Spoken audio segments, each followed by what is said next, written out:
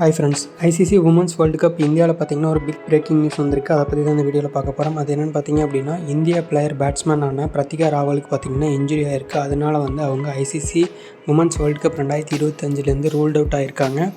அவங்க பார்த்தீங்க அப்படின்னா மஸ்ட் வின் மேட்ச்சில் பயங்கரமாக பெர்ஃபார்மன்ஸ் பண்ணாங்க நியூசிலாந்துக்கு எதிராக. அந்த மேட்ச்சில் பார்த்தீங்கன்னா வேர்ல்டு கப்போடைய ஃபஸ்ட்டு செஞ்சுரி அடித்து பயங்கரமான இன்ஃபார்ம் பேட்டராக இருந்தாங்க. ஓப்பனிங் பார்ட்னர்ஷிப் நல்ல லெவலில் கொடுத்துட்டு இருந்தாங்க. பங்களாதேஷுக்கு எதிராக நடந்த அடுத்த மேட்ச்சில் பார்த்திங்க அப்படின்னா ஃபீல்டிங் பண்ணும்போது அவங்களுடைய ரைட் லெக் ஆங்கிள் ட்விஸ்ட் ஆகிருச்சு. அதனால் பார்த்திங்க அப்படின்னா அவங்களால ஒன்றுமே முடியல, காலை கீழே லேண்ட் பண்ணவே முடியல. அந்தளவுக்கு பெயினில் அவஸ்தைப்பட்டாங்க.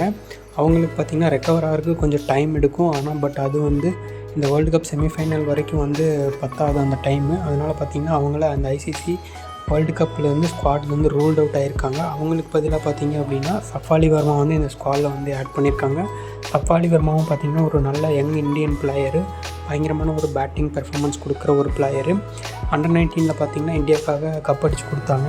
அவங்கள பார்த்திங்க அப்படின்னா அந்த ஸ்குவாடில் ஆட் பண்ணியிருக்காங்க. இருந்தாலும் பார்த்திங்கன்னா பிரத்திகா ராவலோடைய பெர்ஃபார்மன்ஸை ரீப்ளேஸ் பண்ண முடியுமா அப்படின்னா அது நம்ம வெயிட் பண்ணி தான் பார்க்கணும். பிரத்திகா ராவல் இல்லாதது பார்த்திங்கன்னா இந்திய டீமுக்கு ஒரு மிகப்பெரிய லாஸாக தான் இருக்கும்.